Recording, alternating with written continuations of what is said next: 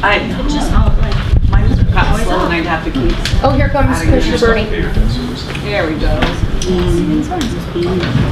Good. Yeah. Different. Okay. That's okay. You had 1 minute. Good afternoon, everybody. I'd like to call to order the Homes for Good Board of Commissioners meeting. I would like to say that Commissioner Bozovich will not be here today and is excused. And Commissioner Farr should be here shortly. And so we're going to go right into our agenda. We have a very full board meeting today. And we're going to start with public comment, which I was just looking for. The maximum time for public comment is 20 minutes. Speakers will be taken in the order in which they sign up and will be limited to 3 minutes per public comment. So if the number wishing to testify exceeds 10, then additional speakers may be allowed if the chair determines that time permits, which probably won't today, but we'll see. So we only have 4 anyway. So we're going to start with Lena. I don't know. Carazon? Cartself. Boy, I really, sorry about that. I apologize.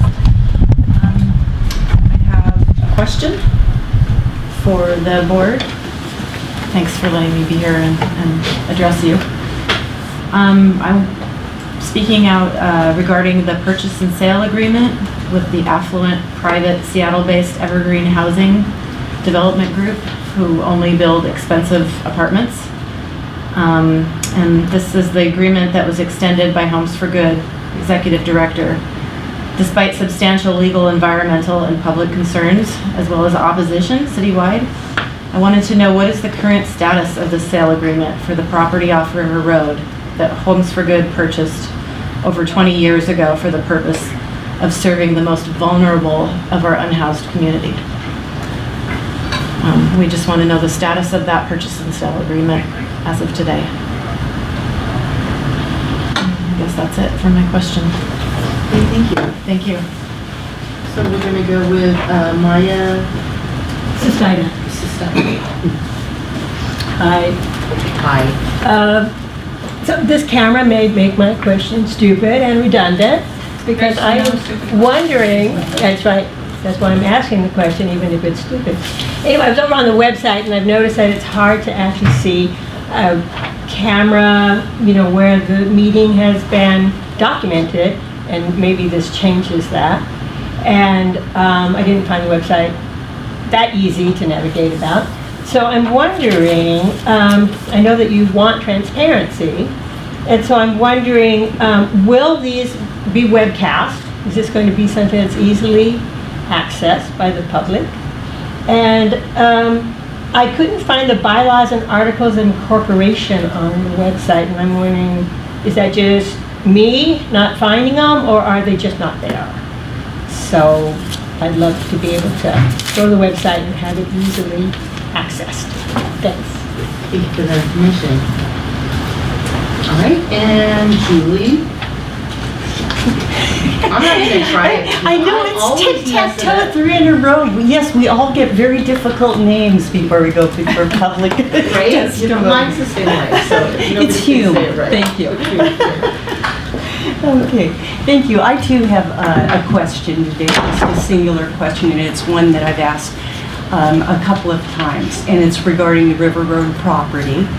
And my question in particular is, what are the current plans for Homes for Good for the former Potter manufacturing site, which is tax lot 1100, and it was the site, and it is located in the southwest corner of the River Road property. It was the site of an extensive cleanup for toxic chemicals that were disposed of improperly for many, many years by Potter Manufacturing. And both the DEQ as well as the EPA were involved with the monitoring of that site for a number of years. All of our neighbors' wells were also monitored at that time. So it was excluded from the purchase and sale agreement, and including the extension of that agreement with Evergreen Housing Development Group. And Mr. Fox mentioned at that time that, quote, it added very little value to the site in terms of the sale. And then upon subsequently asking, it was further disclosed that neighbors to the south of the property perhaps might be interested in purchasing that site. Well, those same neighbors are now choosing to sell their property. So they're clearly not interested in purchasing it. So I guess for the third time, I'd like to ask my question. What are the plans for the former Potter manufacturing site? Thank you. Thank you. And Todd Boyle? My name is Todd Boyle. I'm a retired CPA and U of O graduate, 1978. And my current activity, retired, and I live out near 30th and Hilliard. And I'm trying to advance the interests of low-income people about housing. I maintain a group called First Decile Housing on Facebook, where there's active discussion from day to day about the numbers and issues. There's something like 60,000 people living in Lane County living on less than $1,000 a month. There's their housing, they can afford maybe $300 a month, that would be affordable to them, or going down from there, because many of them have much less than $1,000 a month. So if you consider this population, not all of them are in distress, we know that, or else there would be all kinds of distress, but there's at least 15,000 of them, 10 to 15,000 of them who are in distress, right on the edge of the conveyor belt to homelessness. So just think about the magnitude of 15,000 people as the goal, and this is what I regard as the responsibility of Homes for Good. And that's not an easy responsibility, because they're not all going to be funded by public funding. It's not going to happen. So I want to reemphasize that there's something like 15,000 people, and their housing stock at $300 to $400 a month is diminishing. It's not increasing. It's being, and they're actually being displaced actively out of town or into homelessness. And so the thing that I'm asking is something that's hard for any business or agency to face up to, and that is that they're not going to be able to do the whole lift. And so I'm going to advocate that Homes for Good look at cheaper cost per unit and try to get stuff built for around $50,000 per unit, $50,000 to $100,000 per unit, because that's the amount that you can pay on a $300 or $400 mortgage or $500 a month mortgage. So you could have a production system where you produce these, and they would actually be saleable if you would produce them at that level. And only a public agency like Homes for Good can get the kinds of code concessions that are going to be necessary to allow cheaper housing types in Eugene and Lane County. So you outside there, people are beating their head against the wall trying to get an ADU built or trying to get something in under HB 2001. They're not going to be able to do it, but public agencies can do it. Am I running out of time? Yeah, you're out of time, so sorry. Okay. But thank you. Thank you. All right. Commissioner's response to public comment and their issues and remonstrance. I can answer one of the two questions that was raised, and then Steve, I'm going to ask you to talk about the tax lot that Julie referenced. The answer to your question is the property is sold, the sale is complete. So ownership of the land has transferred from Homes for Good to the other party in the purchase and sale agreement. Steve, do you want to talk about that tax lot? Yes, absolutely. So there's a tax lot that runs right along the southern side of the, right off of River Road is, I believe, the tax lot you're referencing. And we don't have any set plans for it right now. Some of the ideas we've actually talked to Rob Fallon with the University of Oregon, that's working on the tiny home cottages right now. And as far as, is it something the students could build? So it's a smaller parcel, so is it something we can do some units that students can build and partner on that? That's kind of, we just had some preliminary talks on that, but other than that, we haven't gotten any design or anything like that. How big is it? It's about a 1/4 acre, so. And it's buildable and It is, yeah. clean. It is now. There's actually, we actually got a complaint on it because there were some old drums from the cleanup. So we went through and made sure the drums were empty and everything, and we had them tested and hauled off, and so it's completely got a clean bill of health now, so.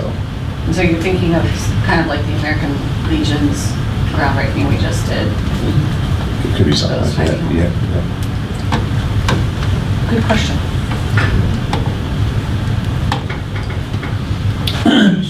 Thank you.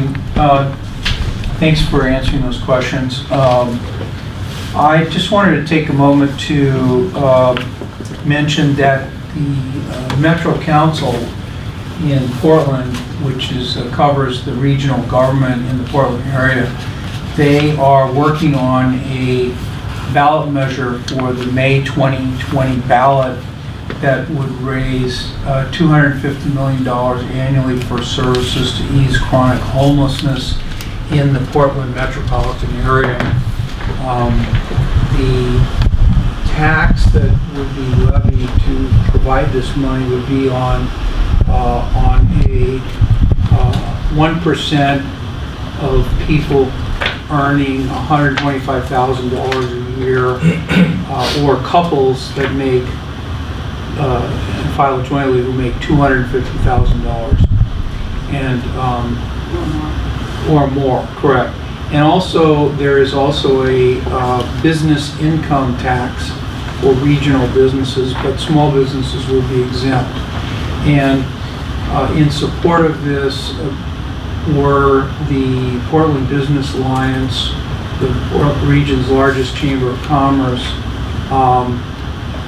was apparently involved in the negotiations leading up to this. So one thing that I think we should do is A, carefully monitor how this goes, and the polling that was done by the government, paid for by the taxpayers, to determine whether or not these measures would be worth putting in front of the voters, and secondly, how they structured it so that the governments that might consider putting up such a tax to ease some of the problem here could be guided by some of their experience. So that's something I think we need to realize that we're not the only ones that are dealing with the magnitude of the housing issues. Well, unfortunately, we're the only ones with the tax base that we have, and the taxable property in the county that we have. So we're a long way behind Montgomery County and other counties as far as what we receive for general government. So things that we do have to come from sources other than general government sources. And so, Commissioner Swanson, we've had the conversation, and I think we'll continue that. Julie, I'm sorry I wasn't here for the start of your presentation, but I think I caught the gist of it. And I'm intrigued as we begin to talk about small pieces of property that can be utilized for potentially small housing or tiny house clusters. Heather and I, Commissioner Buck and I were with Jacob down in Cottage Grove 2 days ago, tipping up walls on a 4-unit facility that every single neighborhood, any place would be happy to have it in the neighborhood. So I'm intrigued, but thank you for turning on what we say. Thank you. And Rob, you attend lots of meetings. You go to public homelessness board meetings, and you've been at the executive sessions, so you know that a lot of things are going on. And I'm just going to respond to what isn't the responsibility of Homes for Good. Homes for Good has a responsibility that they're meeting very nicely. Homes for Good is the developer for most of our supportive housing that is in the pipeline right now, including MLK. Probably including what we'll be doing at the fairgrounds, certainly what was happening in Cottage Grove and other things. I'm just scratching the surface. So Homes for Good has a responsibility that is being met, in my estimation. We can talk more about that. We, the county, has an even greater responsibility because we have the continuum of housing that isn't permanent housing that we have to address.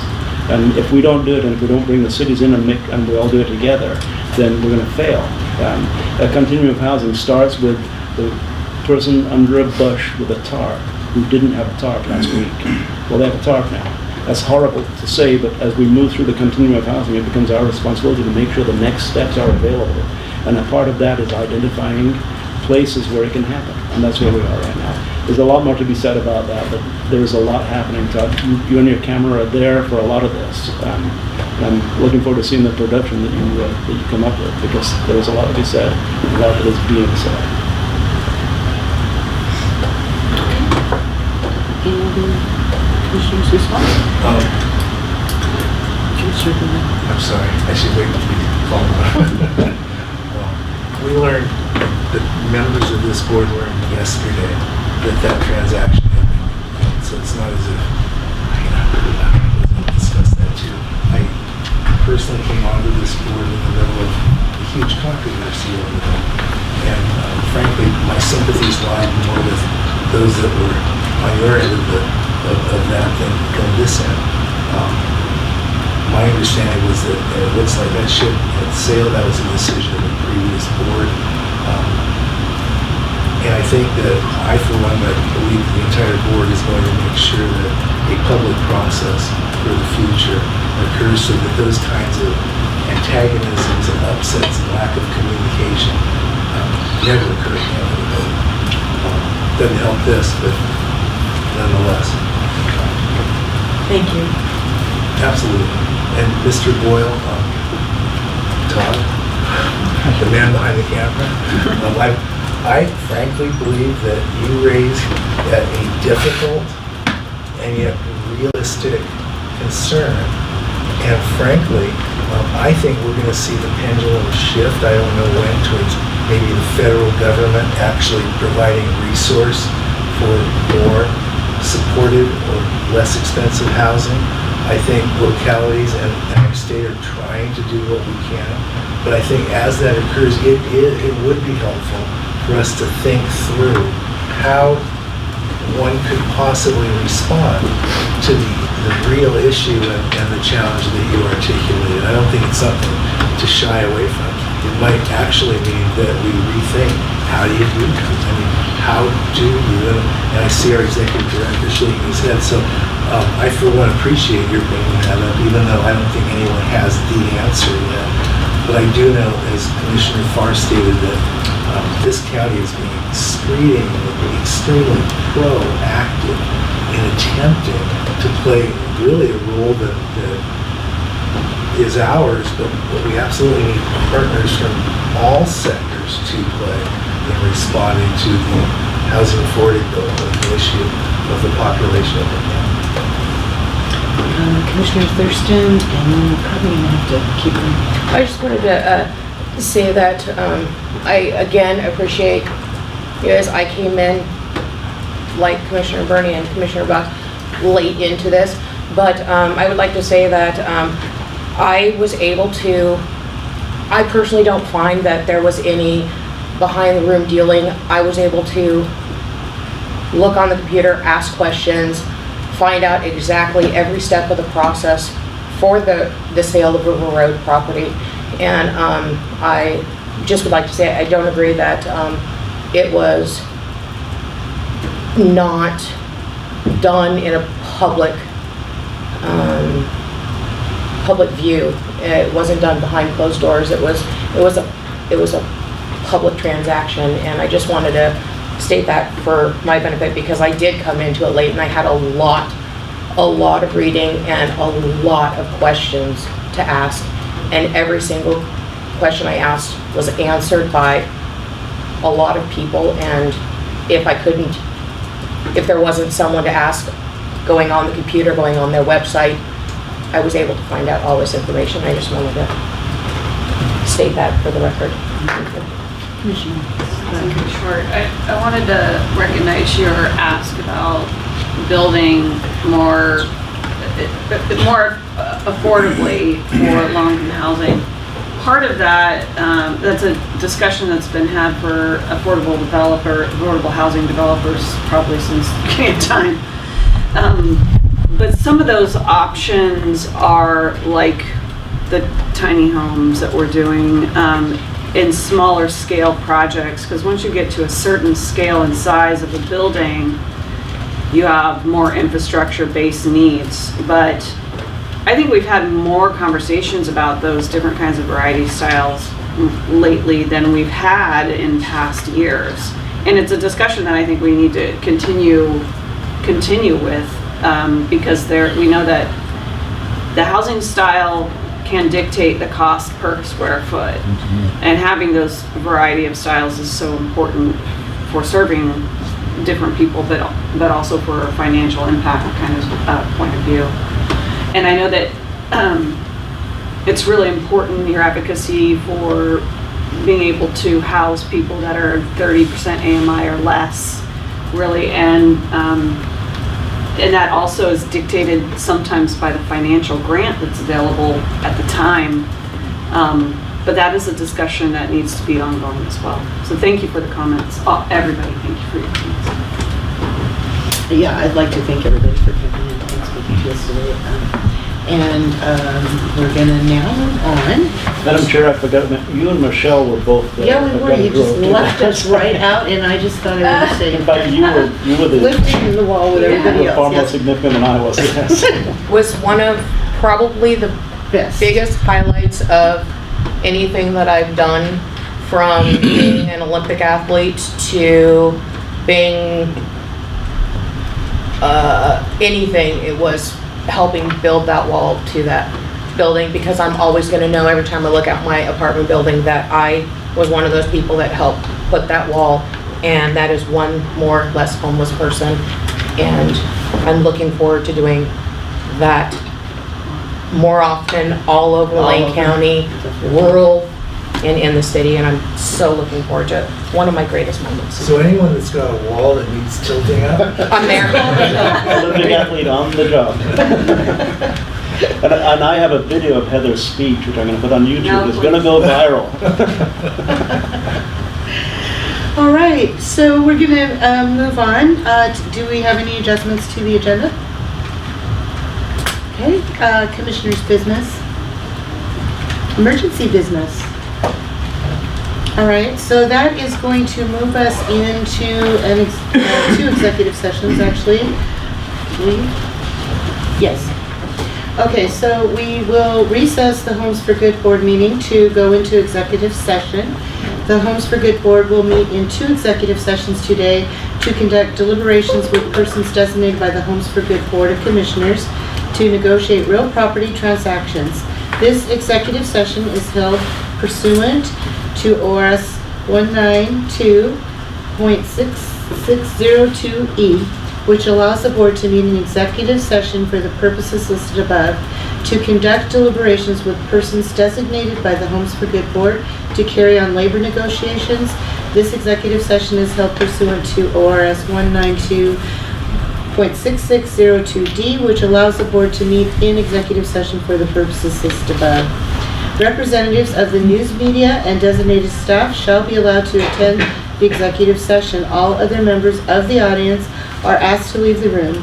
Representatives of the news media are specifically directed not to report on any of the deliberations during the executive session, except to state the general subject of the session as previously announced.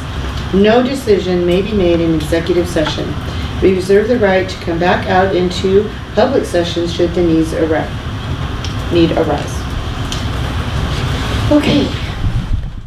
Thank you. All right, so we're going to move on to administration, and you all should have received the minutes, and would be the ones for 1/15/2020. So we need to approve them. So moved. Okay, Second. that was I really know. quick. Any You discussion? stole my thunder! Oh, I'm sorry. I withdraw my second. All right, do we have any discussion? Okay, hearing none. All in favor of approving the minutes? Aye. All opposed? All right, the minutes have approved unanimously. With Commissioner Bozovich being excused. So 6-0, right? 6-0. Oh, with that part I get missed. Okay, so now we're going to move on to the Executive Director's report. Great. So I'm gonna keep it super brief because we've either talked about this or already, or we will be in the regular agenda. We raised a wall on the small homes project in Cottage Grove. I was actually on the, what's the name of that radio show this morning? KNND. KNND, Cottage Grove, Grove. AM radio Paper this show. morning, just talking about Heather does. the work we're doing I do in it the all the time. community. I was gonna text you to call. And then Spencer will talk a little bit more about RAP Phase 2, but we closed on 117 units. Those 117 units are under construction as we speak. So that project just recorded last Friday, the week before. Things got pretty intense between the lender and investor, specific to debt coverage ratio language, and Spencer can talk a little bit more about that. But he stayed on them, and ultimately we were able to get language in place that worked.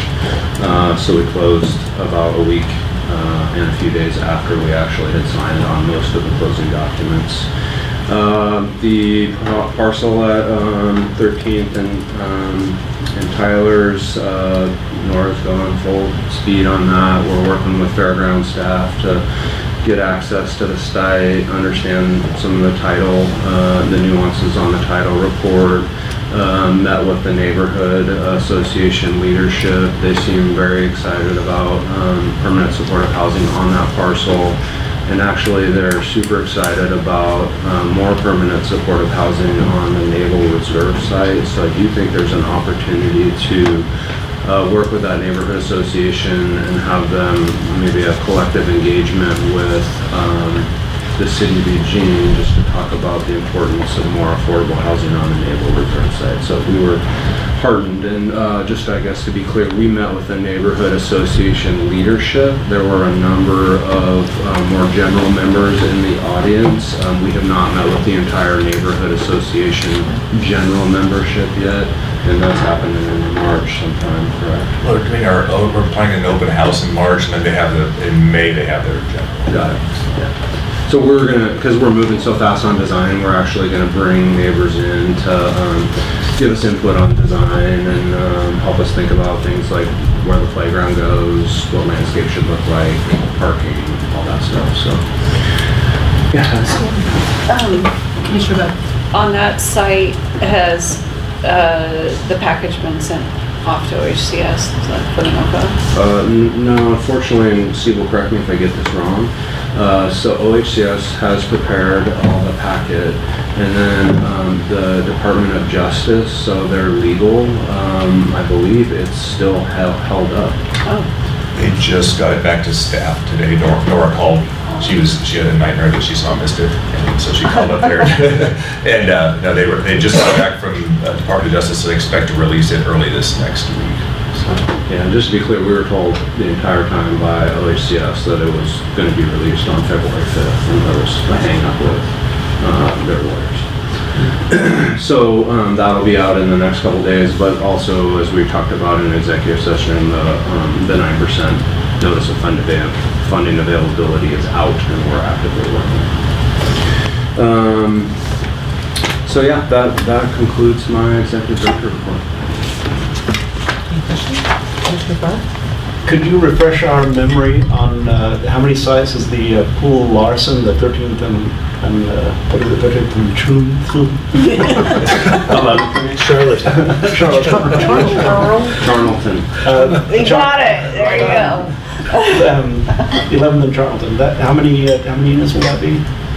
We're still figuring that out. 40 to 50 is the range that we're currently using. I hadn't heard that recently. Yeah, I just wanted to hear it again. And 13th and Tyler, the number's 15.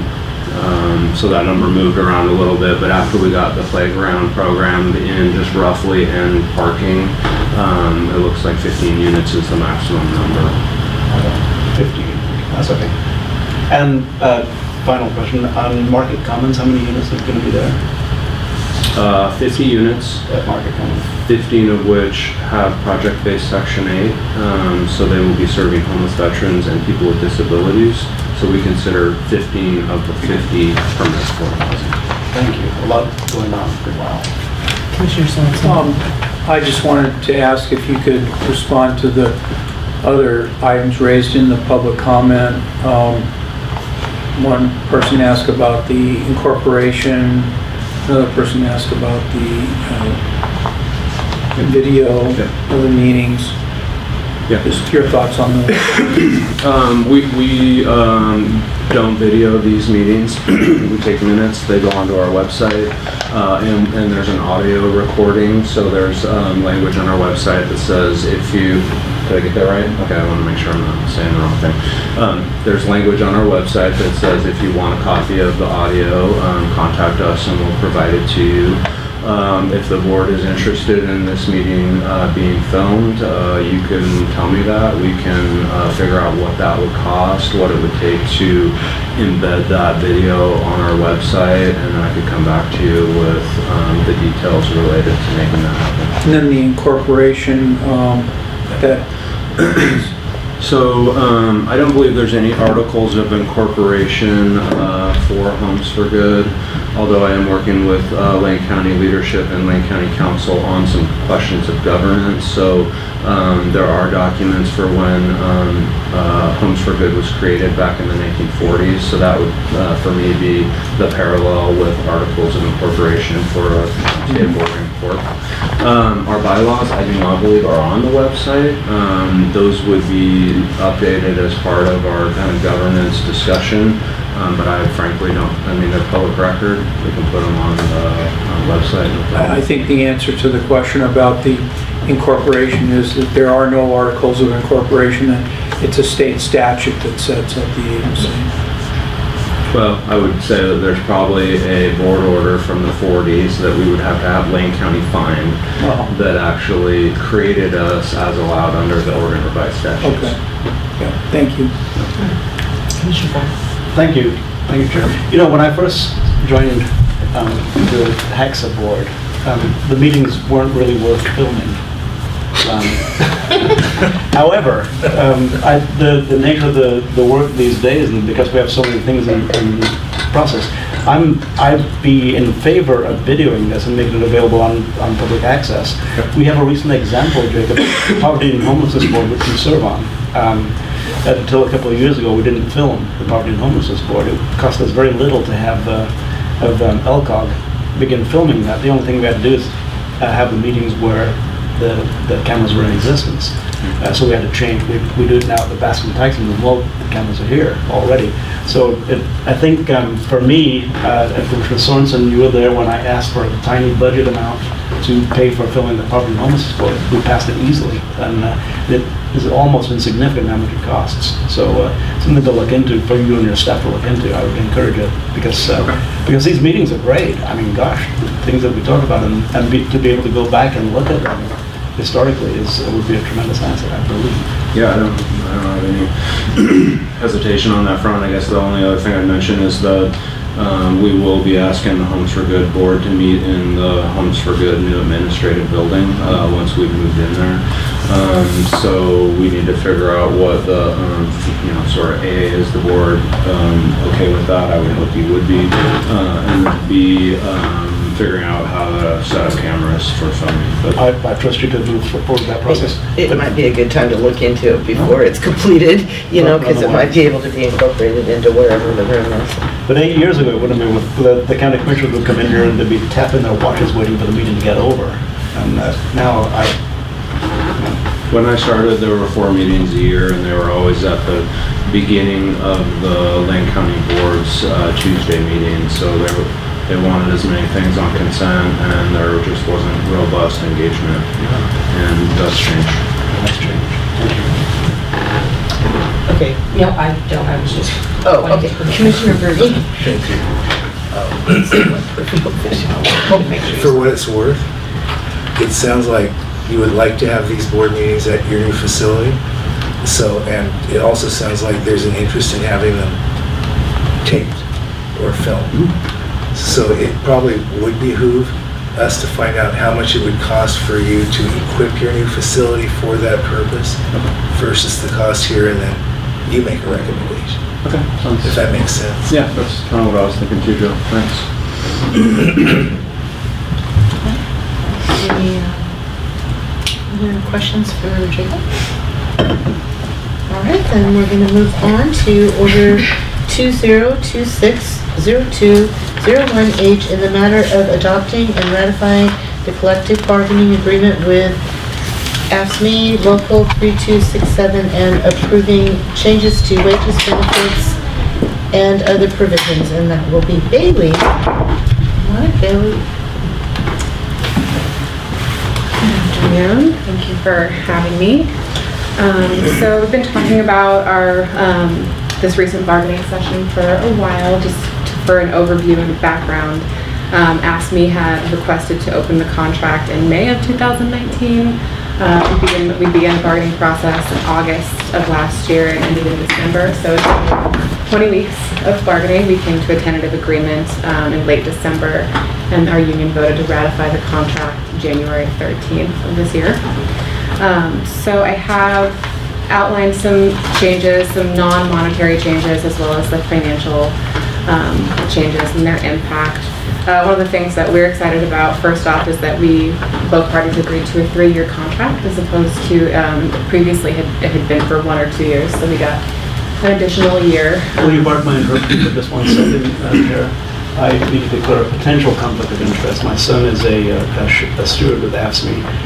Since it's a different unit completely, I see no actual conflict of interest, but I'll declare a potential. I will stay for the deliberation. Thank you. Aside from the 3-year contract, one of the things that we went into this bargaining process what we had in mind was infusing the DEI language. Diversity, equity, and inclusion is a big initiative for us, and getting that reflected into our contract and getting that commitment from our local was a priority, and we're happy to have a lot of changes in that regard made. We extended our probationary period from 6 to 9 months, giving our employees an additional 3 months to get familiar with their job. We find that a lot of the positions within our agency are very complex, and allowing an additional 3 months gives us the opportunity to make better informed personnel decisions and gives our employees a longer opportunity to really master their essential functions. There's quite a few non-monetary changes, work scheduling, adverse weather. So we really put some framework around how we're going to respond to adverse weather conditions. Let's see, the site maintenance specialist we talked about briefly during our last board meeting. We just eliminated the requirement that site maintenance specialists live on site. We're not requiring anyone to not live on site. We're giving the current staff the option, and we're going to, as we move forward, there's going to be mutual agreement if the need exists for that property. Changes to our supplemental sick leave. We increased the percentage of our supplemental sick leave as our short-term disability policy built into our contract. Some small increases to the percentages of sick leave in terms of salary proration, but we reduced the frequency of leave from once every 6 months to once every leave year. And in addition to all those non-monetary changes, we agreed to a 6.5% wage increase for all bargaining unit employees. The proposal is to be effective January 15th, the date of our last board meeting. We weren't able to get that on the last month's agenda. And the methodology for the 6.5% was based on the cost of living, the CPI, Consumer Price Index over the last several years. Since we haven't bargained this contract, our bargaining unit employees have missed out on several increases that they would have otherwise had, which is where that 6.5 comes from. Looking back over the past couple of years, what the Consumer Price Index for our region was is how we got to that 6.5%. And then moving forward throughout the term of the contract, we agreed to CPI-based increases effective October 1st of each year, with a minimum of 1.5% and a maximum of 4%. We feel like the cost of living based adjustments, the CPI increases, will allow us to attract and retain a more skilled and engaged workforce and make sure that their needs are taken care of. Financial analysis. So I'll let Jeff interject if he has anything to add, so please jump in. Do you want to come up?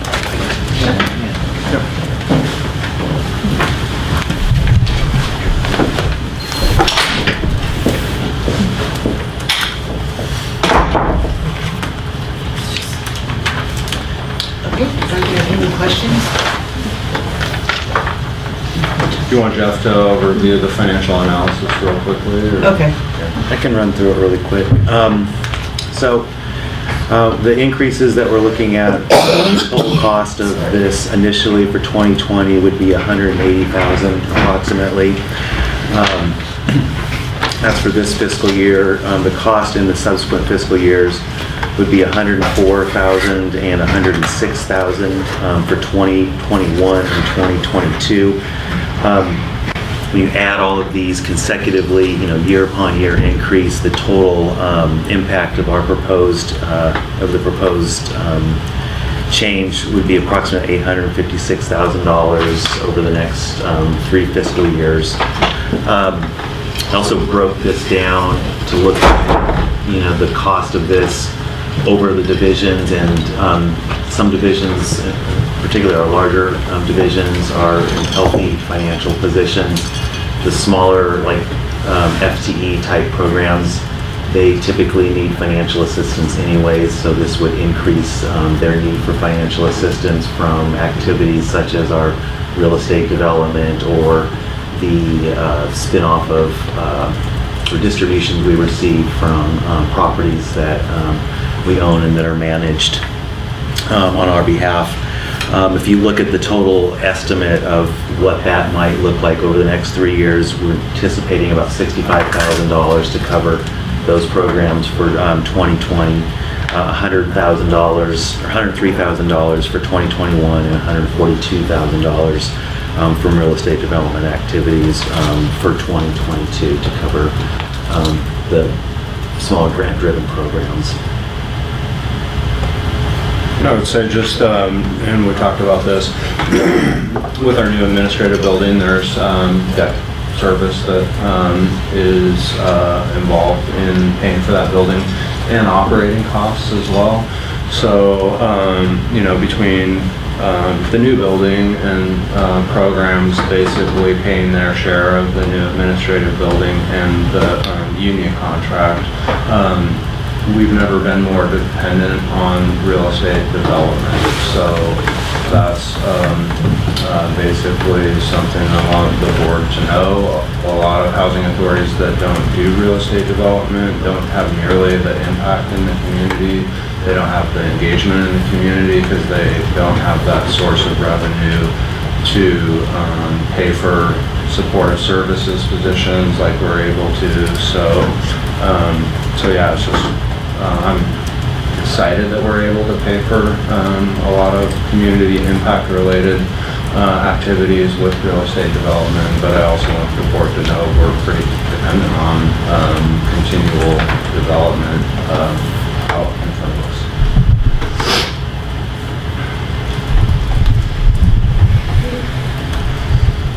Any other questions?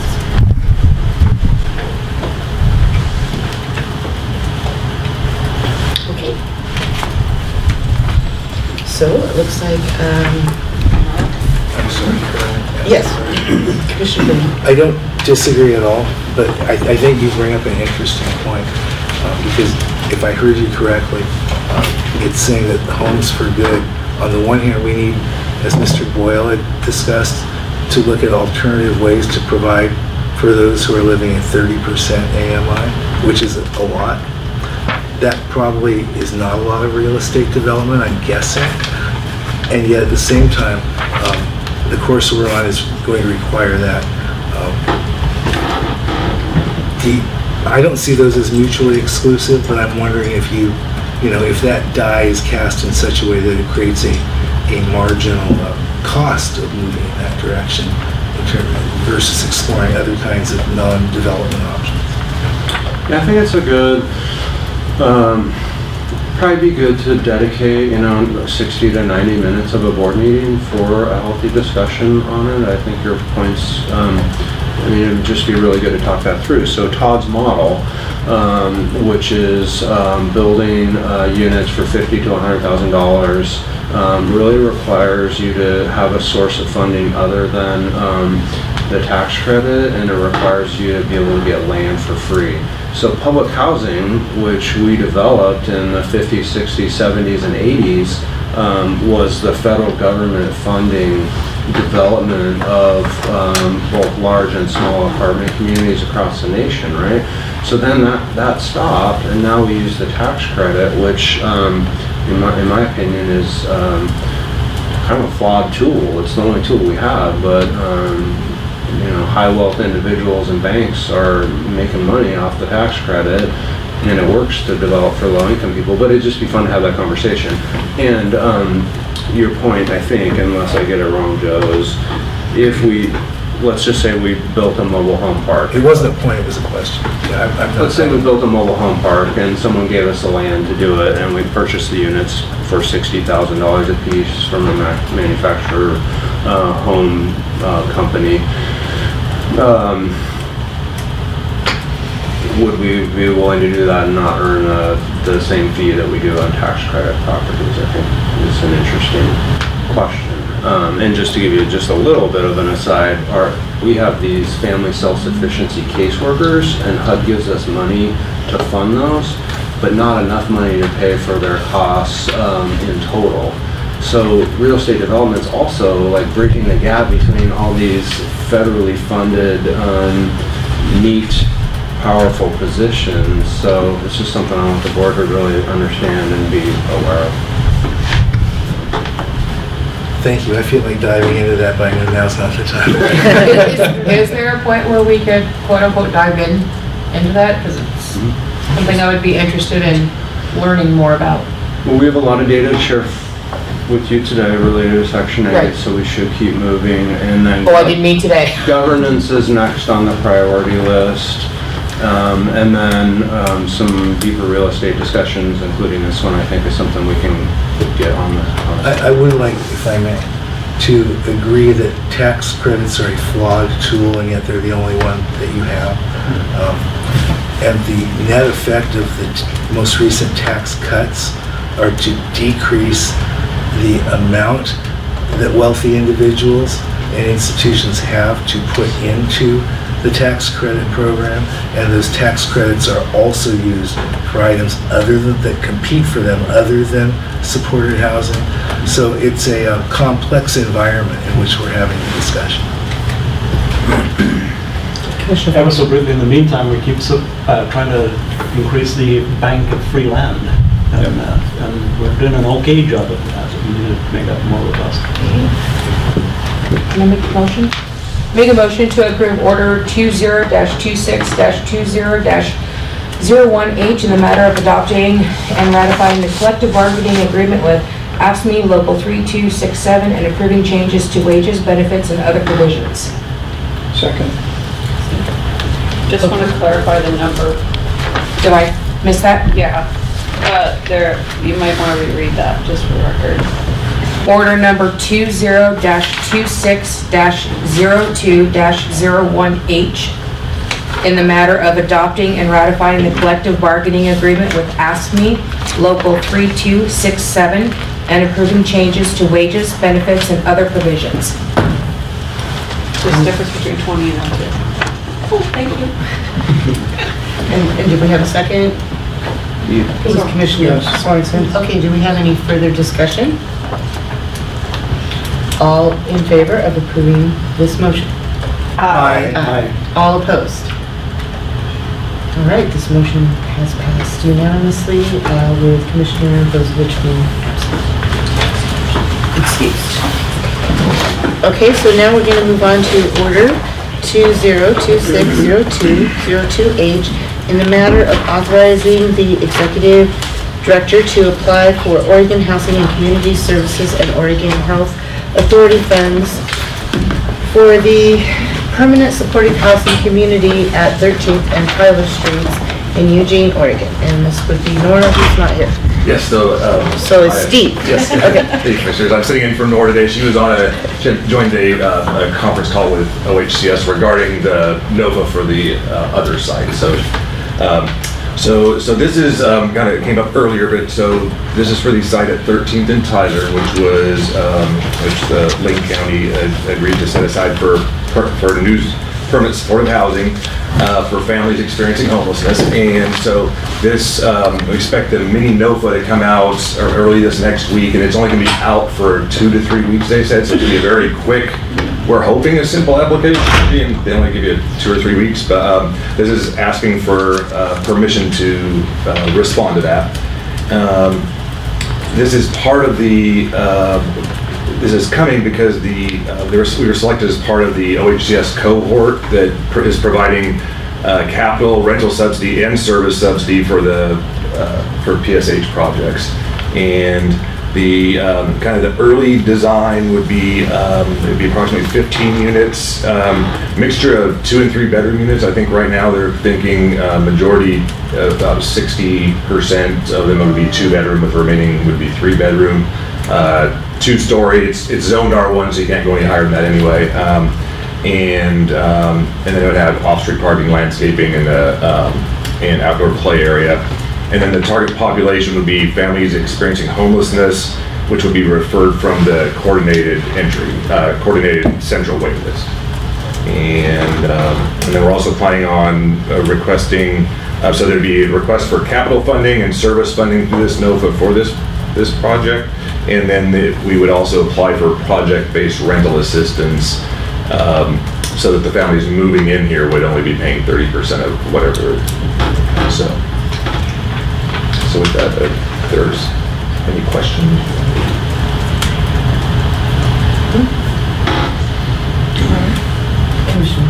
I'll make a motion to approve order number 20-26-02-02H. Second. Any further discussion?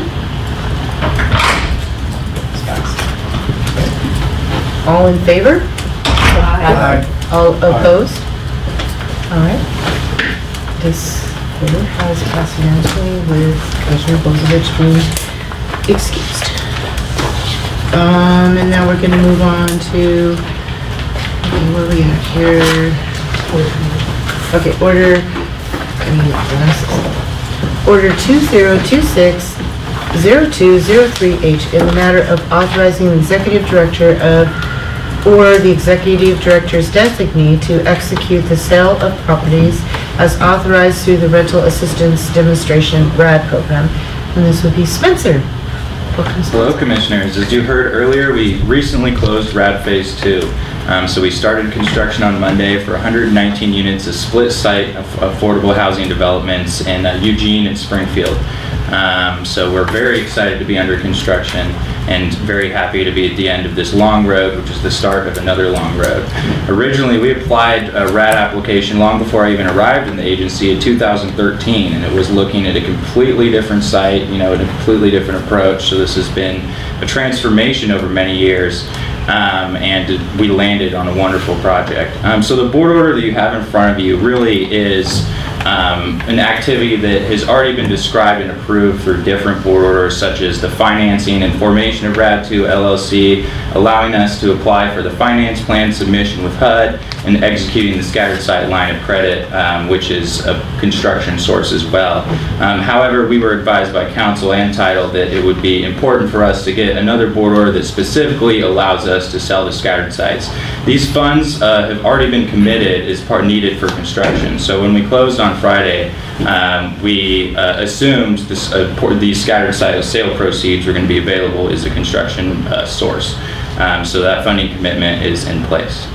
And I will certainly entertain any questions about the structure of the deal or otherwise. So I'm just going to make a little clerical thing here that I noticed for the record. On our agenda, it says 2026-0203H, and on the board order, it says 02H. So just... We'll correct that. So we just make sure to... Okay, thank you. Which board order was that? Letter E. And then if you look on the order, it's just a 2 instead of a 3. Well, mine matches, but maybe I have something different. Mine doesn't match. either. Yours doesn't Yours actually. doesn't match. I must be on a different site. Anyway, Okay, just making we sure. want them all. Great, we wanted to match. Okay, are there any other questions for Spencer? You guys raise your hands. Okay, Commissioner I raised my hand Bernie first, but that's fine. and I've done that. Commissioner Sorensen and then Commissioner Hall. Go ahead. Commissioner Bernie. Oh. Did you raise your hand right? Yeah. Okay. Yeah, I raised my hand the right way. Oh, no, I'm just kidding. Yeah, this one like this. I know, you're on my left. Is this, in our planning for this, I stated to staff what my questions would be. So I just want to ask, is this the right part of the agenda for me to ask questions as it relates to how one or more realtors was chosen to represent these properties, et cetera? Is this the part of the agenda where I would ask questions that relate to that? Yes, and and thanks for raising those earlier, so we were able to Right, well, that was refresh our memory on the. I've learned I'm not welcomed if I surprise people, so I'm trying not to. No, so in early November of 2016 is when there was an RFP posted for realtors to sell the scattered sites, and there were 4 firms that submitted proposals, and then 3 of them were interviewed at that time. And St. Clair Properties was the one that was selected at the time. They proposed by quite a bit the lowest fee, so they were only taking 1.5% as their fee, and they also had had more capacity to actually stage the homes, which a lot of the other realtors wouldn't do for their. There was actually 2 others that the proposed fees of 2%, that they would take 2%, and then the realtor that was representing the buyer would take 2.5%. So at that time, the St. Clair Properties was chosen. There were discussions about breaking up the portfolio and giving it to several realtors. In our early discussions with realtors, we found that they weren't willing to go as low on their fees, though, if it was broken up, because they were able to by getting all 100, they were able to go the lower rate, and so at that time we decided to do the RFP for just one realtor to represent through all of that. So that makes eminent sense, and I understand that you allowed real estate firms to make business decisions that were consistent with the intent of Homes for Good. That was over 3 years ago. So my next question is, have you updated and confirmed that that company is still willing and able? And have you in fact offered other companies an opportunity to compete against that? Because lots of realtors change in 3 years, even within the same brokerage. Right, and so the answer to that is that this realtor really stuck with us the whole time we've had. While the process has gone very slow over the 3 years, they represented us for those 12 initial sites. Then we've had monthly meetings where the realtor's been at the table with us. We've been referring residents to them all the time that are interested in purchasing homes. They've really been at the table, and they're holding their original price. It was actually... That's fair enough. Yeah, it was actually a little unfortunate that it has taken so long, because they actually hired somebody specifically to help us out more, because it's dragged on so long. They actually had to let that person go at one point and now staff up again now that we're finally getting to that point. So, because when we did the initial RFP, we thought it was going to be all units in kind of one phase, and it was going to be pretty quick, and that just never materialized. Those are legitimate answers to my questions. My last question is, would it be of any value to coordinate this activity with the new City of Eugene and County homelessness shelter strategist? Are you doing that? Because she in fact seems to be making sure all different discrete programs are coordinated with one another for the ultimate benefit of clients. Right, and we have been in touch with her just since she started, but haven't talked about these sites necessarily, but it's something we can do. That'd be great. And it'd be great for another reason too. She happens to be connected to other realtors in this community that do also have an interest in the low-income population. And I think you could just generate a larger group of people looking out for folks that might fit the criteria for homes for good to purchase these properties. Right, and that's a great segue. I know there was a lot of desire by the board to make these homes available for folks that are either living in them or in other public housing. So Those will be my questions. And so what we have, we've done several surveys now of the existing residents and had a list of about 20 folks who are interested in purchasing their homes. And they were given options of, you can purchase your home, you can, there's an option to take a Section 8 voucher and go out on the market, and then they also are offered the right to return, which means they can move into either Hayden Bridge Meadows in Springfield or to any place in Eugene once they're built, and so we would leave them in place until then. And so we've been working with our I was about to say rental assistance division, we're working with Wakan, and she oversees our public housing and all of our resident services, but most connected to this conversation, and she oversees our family self-sufficiency program. So those are the people that we think are most ready to purchase those single-family homes. And as we actually had a meeting this morning about that, it sounds like out of the 20, there's 9 that have gotten pre-approved for an amount. So we're really looking pretty hopeful to be able to purchase either the house they're in or one of the others that come available. So which would be great. And then I just add a couple of things. One is obviously we're closely partnered with Nedco, so they may have clients that are interested in purchasing, Ned Northwest.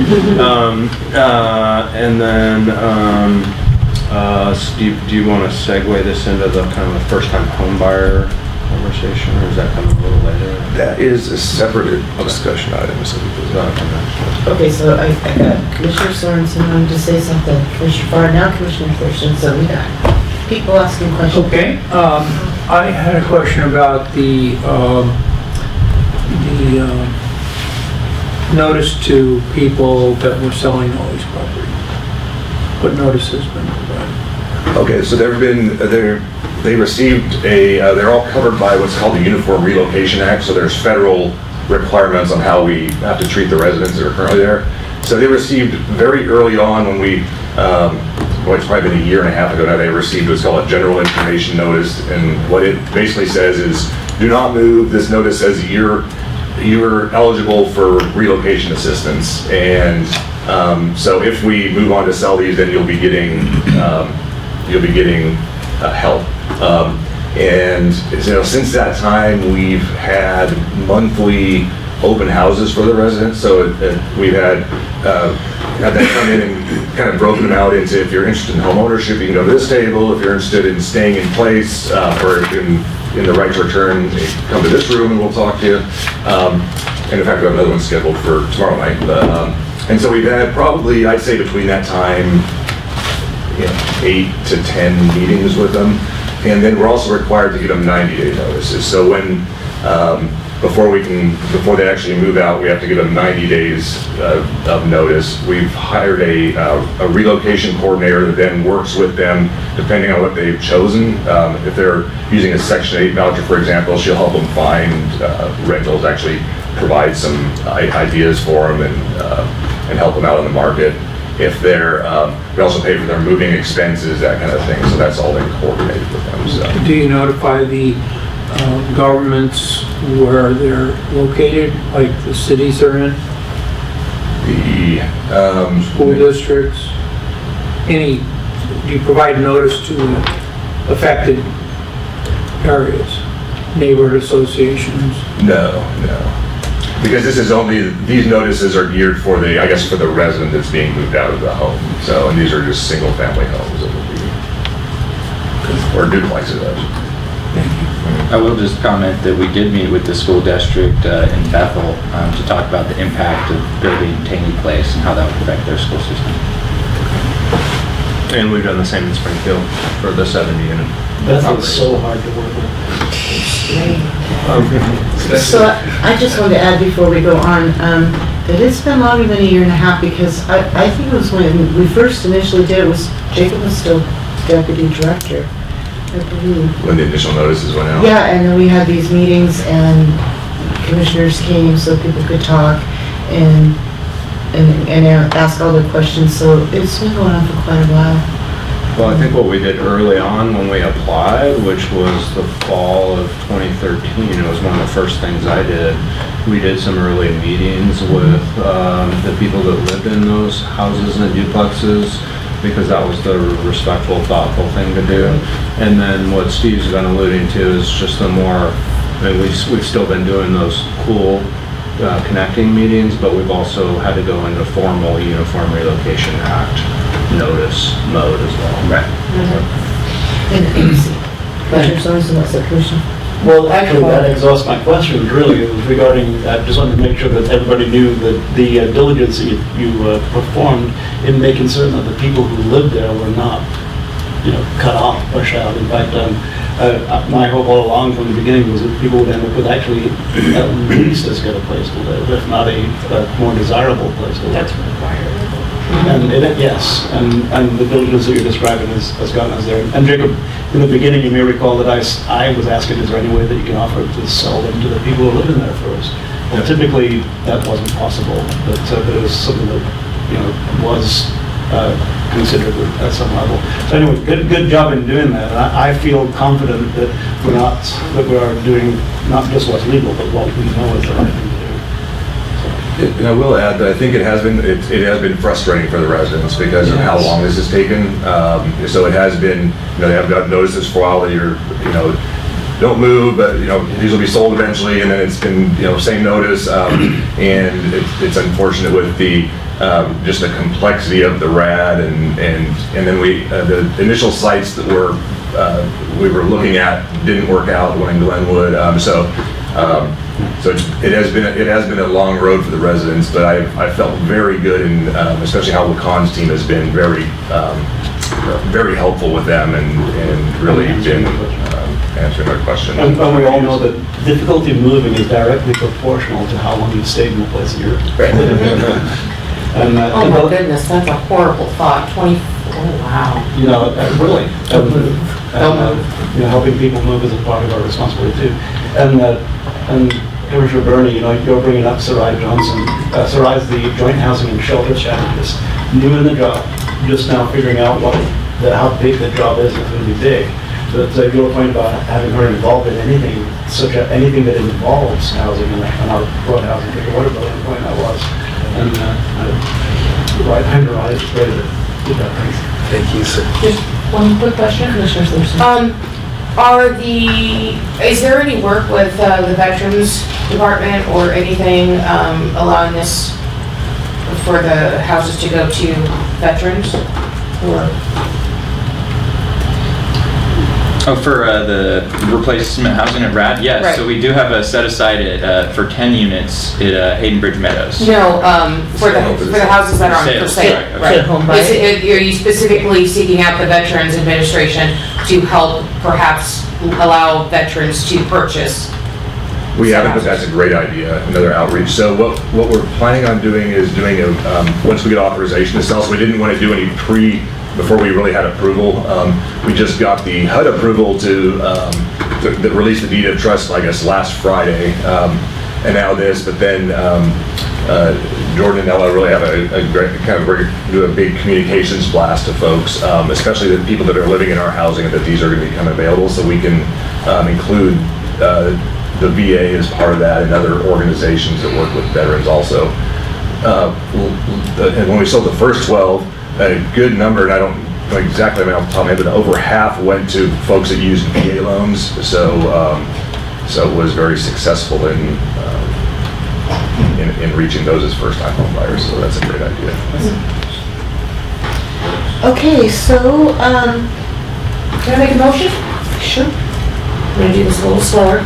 Okay, make a motion to approve order 20-26-20-03H in the matter of authorizing the executive director or executive director's designee to execute the sale of properties as authorized through the Rental Assistance Demonstration or RAD program. And it's 02. You said Did I do it again?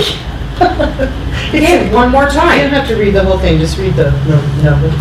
Order number 20-26-02-03H. Wow, I apologize. So we have a Good motion. thing I just got new glasses in ordered. Second. Okay, one second. Do we have any further discussion on this motion? All right. All in favor of approving? Aye. All opposed? All right. This motion has passed unanimously with Jay Bozovich, yes? Can I just do a quick time check? Yeah, So, yeah. This meeting is supposed to conclude at 3, and Beth Oaks has done an incredible amount of work to prepare a data presentation. I guess I'm just wondering how much of your time can we have beyond 3 so that Beth hasn't wasted her time this afternoon? I have an unavoidable 3:30 in Bethel. Okay. So if we could get an extra 10 minutes out of you? I'm out here right at 10 past, you know. Anyone else If I have a break the little law, bit? I'm in the same position. I have a 3:15 here. I have a 3 o'clock, but I already told him we're running behind. Okay. I've been looking forward to this, and you've been waiting, so that's too bad. But, yeah. So we're at 2:55 and we've got one more order. Let's try, I mean, some of these business items are really important, actually, and time sensitive, so jump in. Just one more. Okay, we do have the discussion and also that's what we want to have her. Let's do it. Jump in. Let me go ahead and read the order. Order 20-260204H in the matter of approving contracts 20P0015 and 20P0016 for tax credit council services for Homes for Good Housing Agency. Okay, thank you, board. So this is for, we ran an RFP for tax credit attorney services. So it's really a specialized field. There's a lot of good firms around also that do it. And we got 5 respondents. Then we went through we scored them based on our criteria. And then we also had phone interviews with 4 of the 5 and called reference on all 4 and ended up with Cantor Taylor, based out of Seattle, Washington. They're kind of well known. They really specialize in doing tax credit legal counseling. And then Winthrop and Weinstein, which is actually based out of Minneapolis, Minnesota. And they also just do a large number of work with housing authorities. And they're really specialized in the RAD side of things, which the others didn't have as much experience in, was where they kind of rose to the top. So this was all very sad because the gentleman we've been using for 20 years retired, and so also a little bit of a tear on. So those were the 2 that kind of rose to the top out of the 5, and open for any questions.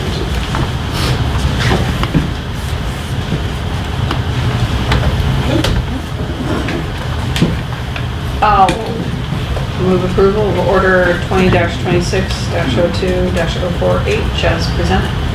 Second. Any further discussion? All in favor of approving? Aye. All opposed?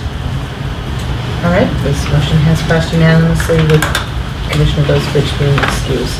So now we have a discussion on rental assistance RAD program. Yep. So this one is on the, Given time, is this a time-sensitive discussion?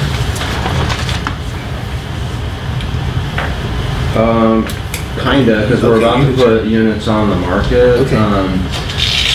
So I'll tee it up and then we'll see how much commissioner engagement wants to happen here. But essentially, We've had a number of employees approach us asking questions about whether it's appropriate or not for them to be able to purchase these homes.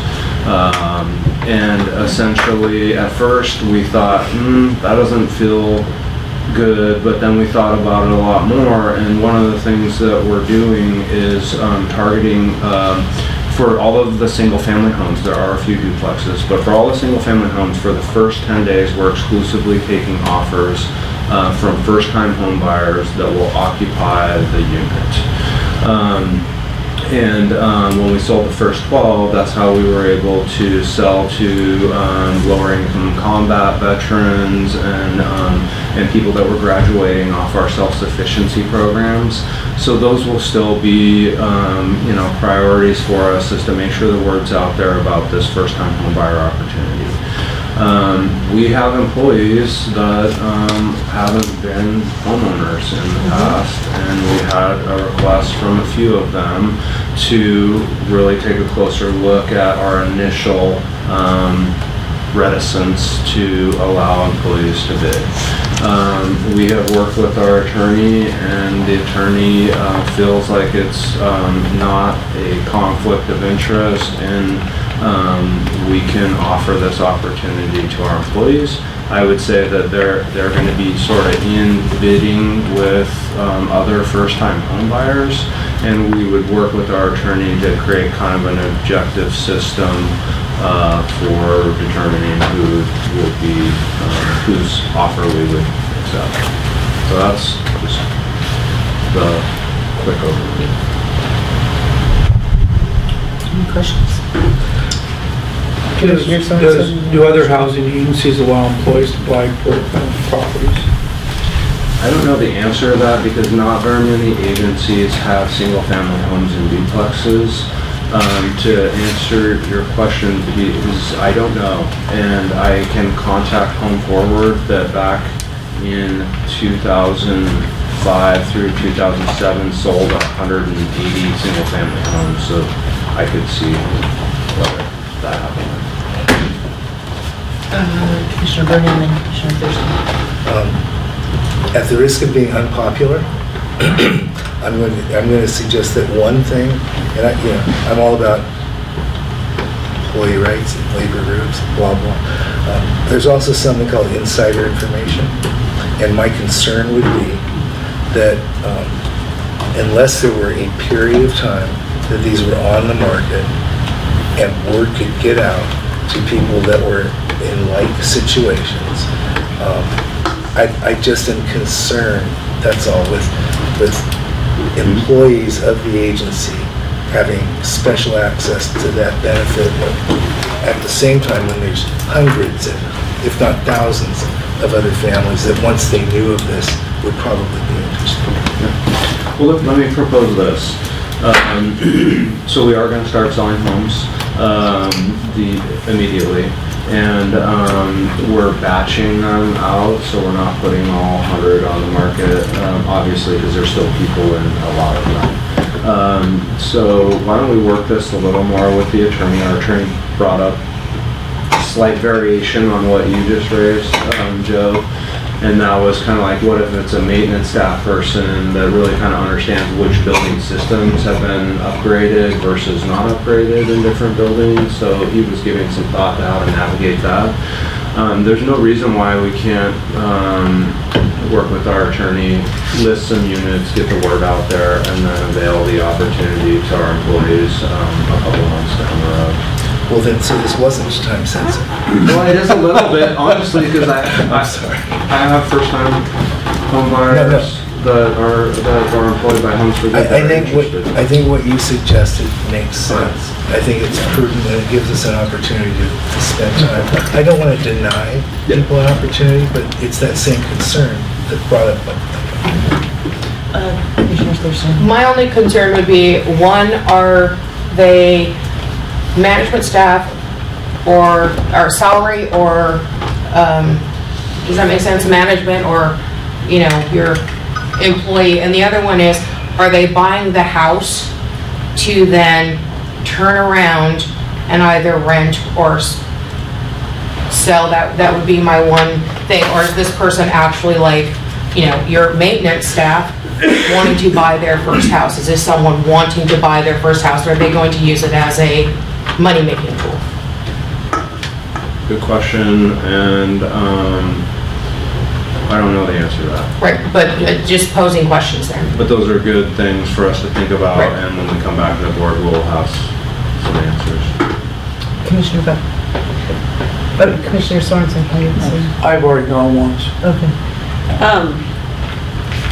And this kind of goes along with your train of thought there.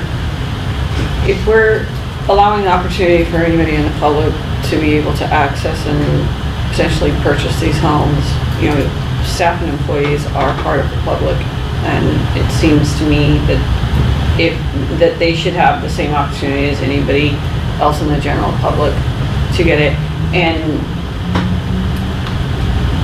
I understand the conflict of interest question, but if it was just like exclusively staff first, then that would be a clear violation, I would think. But if they have the same opportunity and the same timeline as any other person in our community, or even outside our community that's interested, I think that would pass muster. I mean, legal will confirm.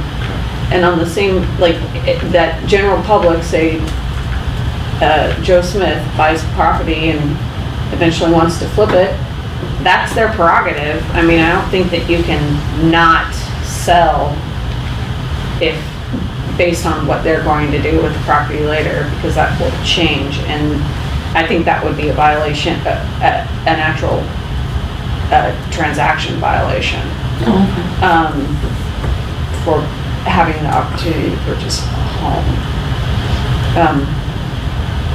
I don't claim to be the expert in that particular field, even though I'm a licensed realtor, but I'm not an expert in that or in any single family home sales. But I would think that might not be a question that you could ask or base a sale off of. So there are different programs of loans though, and it's like Habitat for Humanity.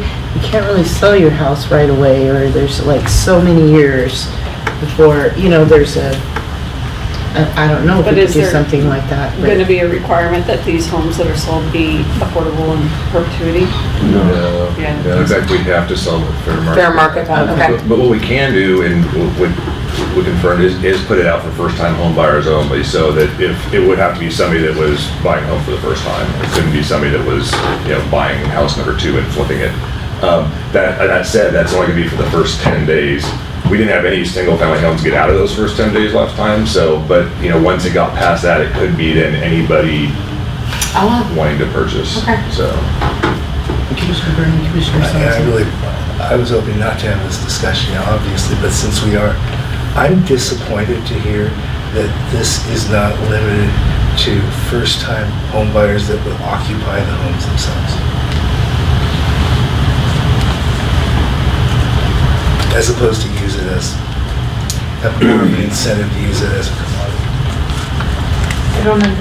I'm sorry, I don't understand. First-time home buyers that actually are going to live in the home, as opposed to first-time home buyers that may have other plans. In addition to my question about whether other housing agencies have this kind of policy to allow employees to buy properties, I'm also quite interested in the effect of having a policy like Commissioner Bernie just described, where the intent is to sell it to people who need to buy a home, a first-time home buyer, who, if they can occupy the property, within a reasonable period of time, maybe 5 years, then they can continue to live in it, buy it. But if their objective is to buy it and then turn around and sell it, that's not the kind of buyer I'm looking for, because I think we have other responsibilities beyond the fair market value requirement. So, also, are there any limitations on the number of properties that employees can buy? It'd be one, because if they bought a second one, it'd be their second It one. would be first time home buyer. Well, yeah, but I thought that there was not a requirement that they be a first-time home. It was only that it was offered for 10 days for purposes of that, and then if that failed, then it could be opened up to Yeah. all comers. And I'm saying, well, why have it open up to all comers when there's such a demand for first-time home buyers? The price point on these houses is like a first-time home buyer's dream. 100 of them are going on the market, which is an opportunity that is extremely rare in this community. So the homes are price pointed in the 200s in almost all cases, and in the first 12, first-time home buyers bought those units. So as Steve said, maybe one or two is going to go outside of the 10-day period and not be purchased by a first-time home buyer, but I think that's these homes are going to be sold the first time. It's really Quickly. rush to purchase. Yeah. If there's a rush to purchase, and if you're so sure, why couldn't we have these available to first-time owner-occupied home buyers and for longer than a 10-day period? I suppose you could, I don't know, we'd have to check into the legality. What we'd have to probably do then is some kind of deed restriction on the property, so we couldn't sell it for a certain amount of time, which we haven't contemplated. Just because it from the first batch, it really didn't, well, honestly, didn't feel like it was going to occur. Right, it sounds like, well, my last and final word in this meeting is that if we are a public housing agency and our intent is to provide housing to people who would otherwise not have that shelter, and now we have the opportunity to provide housing to people who've never bought and intend to live in it, it just seems consistent with that mission. Well, that's our intent, and it has been all along, and the sale of our first 12. Then why would you have a 10-day restriction on that population? Well, I think your point's valid. Our intent is our intent, and can we flex it based on your feedback? That's something we'll go back and figure out. There are plenty of those folks out there. There's a lot of them out there, yes. All right, we are now at 3:10, and we still have Beth. Yeah, we're not gonna get to Beth today. I'm so sorry. I'm so sorry. I'm so sorry, Beth. You sat here the whole time. I really apologize. Jacob said for 3 months, this is all you've worked on. I wouldn't say that, but it's in a big project. In a selfish way, I'm glad we're not going to get into that, because I want to hear it. And maybe we'll just kind of start out with you next time.